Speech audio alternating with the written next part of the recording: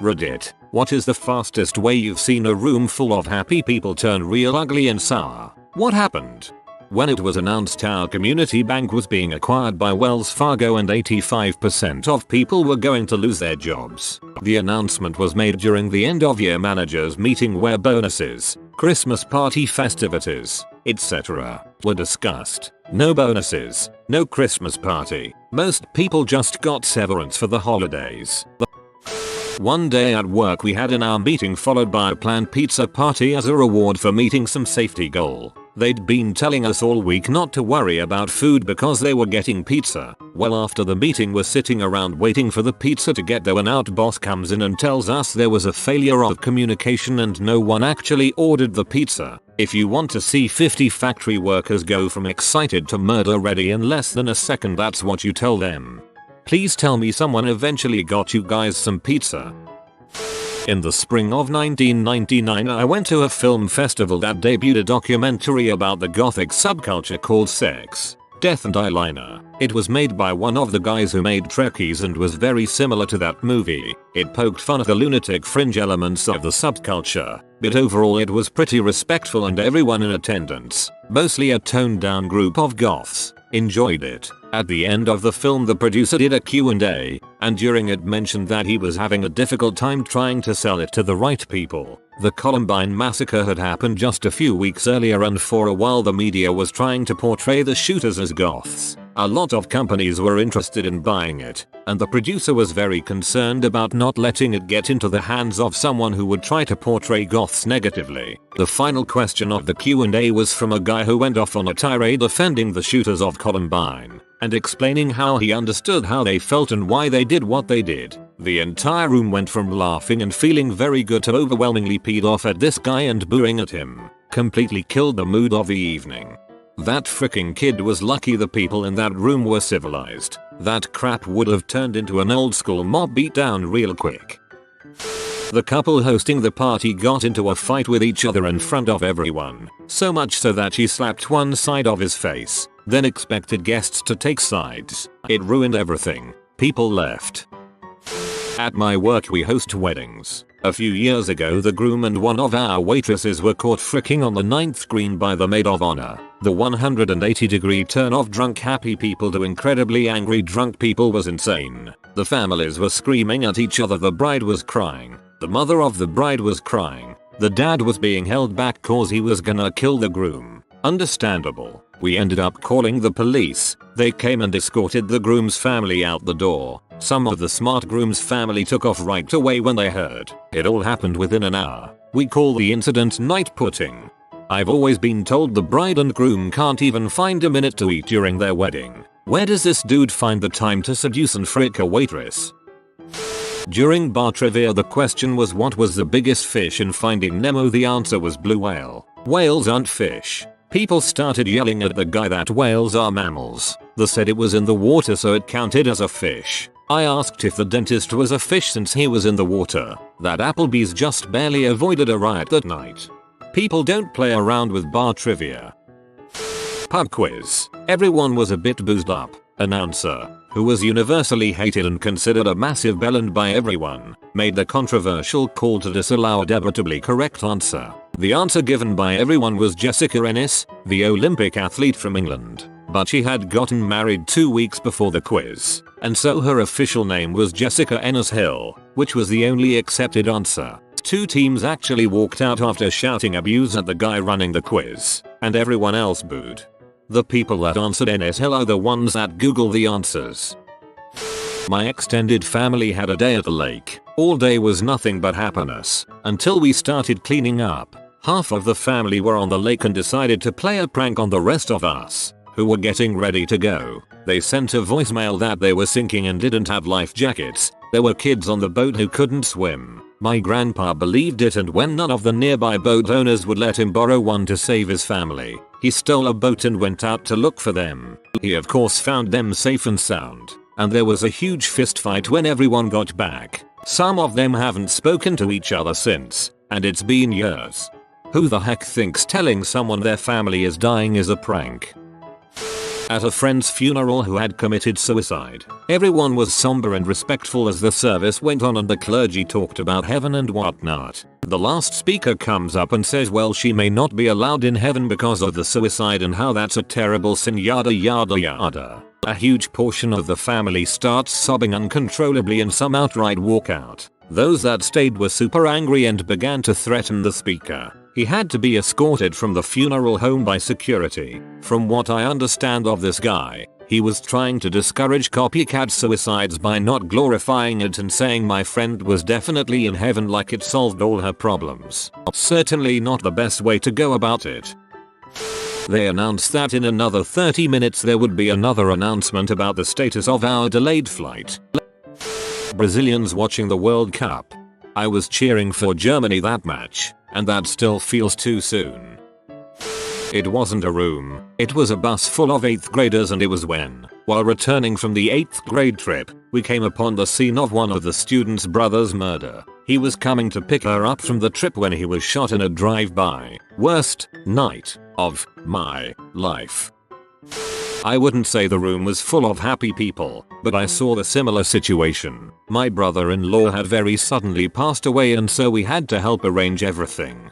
During the funeral, everyone was of course weeping and mourning the loss of him, very quietly and respectful. There was also others helping console those who were taking it very hard. I kept having to leave because I had a 4-month-old who would giggle and coo, and I felt bad for those who were mourning. Anyways, as I was walking back to the pew, I saw my husband turn to the guy behind him and ask the guy to please stop swearing. The guy started to puff his chest and asked if my husband wanted to fight him. This guy was in no way related to the family and had never met the person who passed. Anyways, my sister-in-law, the widow, turned around and yelled, "You need to get the frick out to the guy." The guy was a boyfriend to one of the deceased sisters. So that whole side of the family stood up and started yelling at the widow. The widow stood up and tried to charge at the sister. My husband managed to stop her. Anyways, half of the room left while the other sat awkwardly as the police escorted the deceased's family members out. What a crazy funeral. Both sides of the family were not too fond of each other,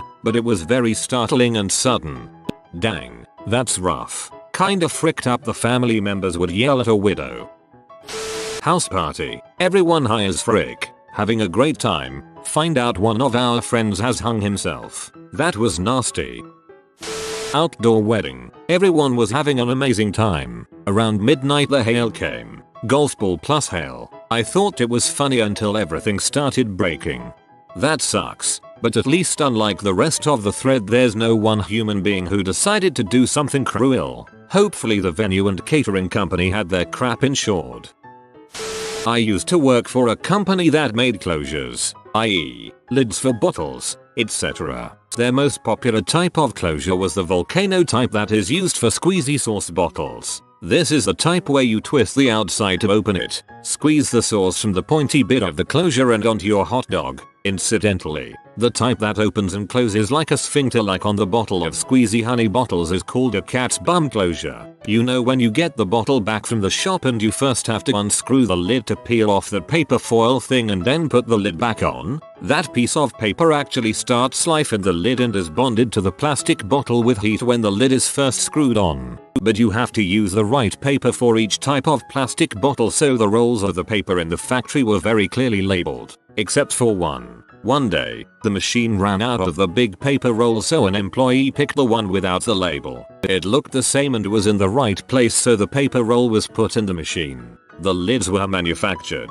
were sent to Master Foods, were assembled into thousands of tomato sauce bottles, which were packed into trucks and sent to supermarkets. When the trucks arrived at their destinations, some of the sauce bottles were found to be leaking badly as they were unpacked, and this was found to be caused by the wrong paper type. Apologies were issued, trucks were cleaned, everything was returned to sender, and a big recall process began, along with liquidated damages. It cost a lot of money. At the factory there were meetings, notices were put up about correct procedures, processes were revised, people were retrained. Obviously the paper roll was removed from the machine and the correct roll was inserted. Production resumed. A week later the machine ran out again. Another employee went to the storeroom and found the unlabeled paper roll back where it had first started and put it back into the machine. Needless to say, the exact thing happened all over again and as before. The problem was not noticed until the bottles arrived at the supermarket. I had the privilege of being in the previously civilized room when the production manager and a few other important people were told, "Holy crap." Amidst all of the shouting, the production manager screamed something along the lines of, "What the frick is wrong here? How the frick are they so fricking stupid that they make such a huge frick up and learn fricking nothing from it?" Then he literally lifted his leg and let rip one of the loudest farts I have ever heard and left the room. I kid you not. This was a businessman in a nice grey suit and I had never heard anyone break wind at that company in the 6 months I had worked there. Rage fart. I was volunteering at a dance at a teen center. Small town. Everyone knows everyone. Night is going great. Then we get a call that one of our friends was killed in a gang-related drive-by while getting a soda at a Sonic drive-in. Stray bullet. Wasn't even intended for him. Died in his girlfriend's arms. It wasn't so much that things turned ugly and sour, but the mood in the place did a 180. We turned the music off and just sat around, stunned. Halfway through a wedding reception.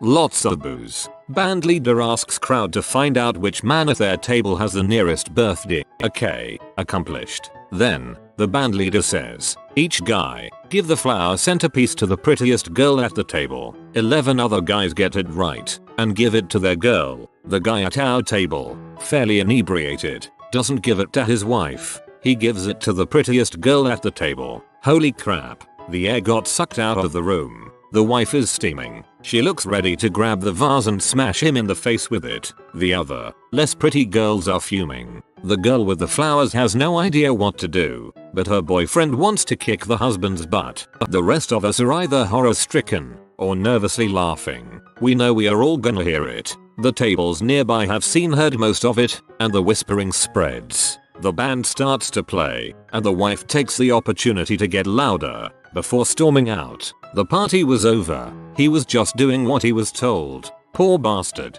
This is very close to the root cause of the Trojan War.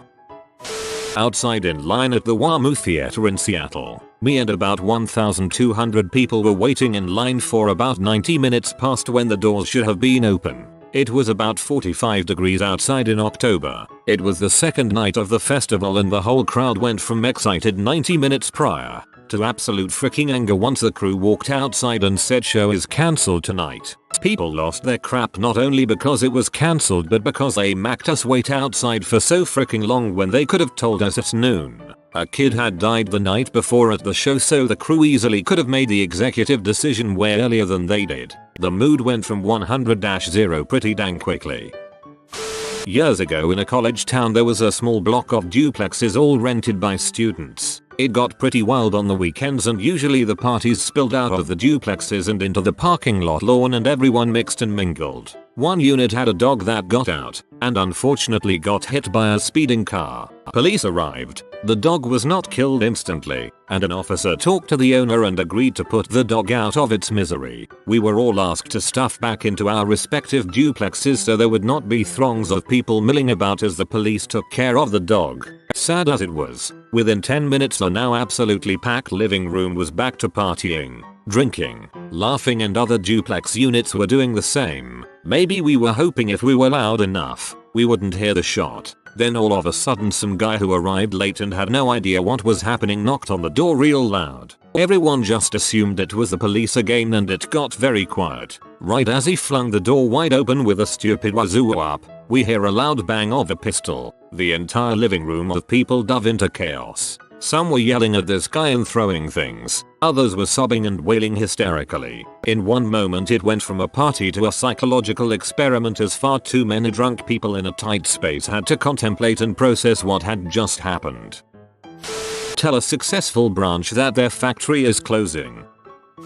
Way after Vanilla Ice's popularity, he played some shows at small bar type venues. My friends and I decided to go. As a joke, the atmosphere in the place was really fun, and everybody was having an unusually awesome time. Vanilla Ice didn't go on when announced, and then the DJ took to the mic to announce that he had no showed. The place instantly went into riot mode, yelling, cursing, pushing and shoving. And then people started throwing beer bottles and breaking furniture. All the mirrors in the place got broken, and the DJ had to run out through the back door. Good times to a full-on riot in under a minute. Over Vanilla Ice. I still don't understand.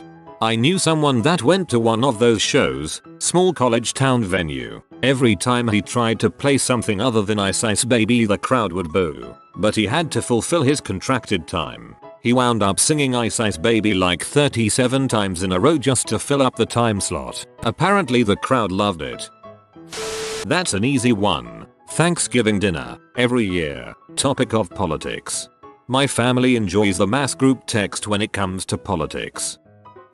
My brother's birthday party. He had recently gotten engaged. My aunt in the loos commented to another relative that it was shame he hadn't found a nice policewoman. Brother is a policeman. His now wife's dad had just finished a long prison sentence to being a gangster and blamed her for his not being promoted in the distant future. Her friends overheard and it all kicked off. Both families waded in. It took a dozen off-duty policemen to separate everyone. They got married in Las Vegas and didn't invite anyone.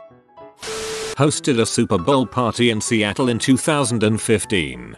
Pass me a beer, Mike. We don't use that word in this freaking house.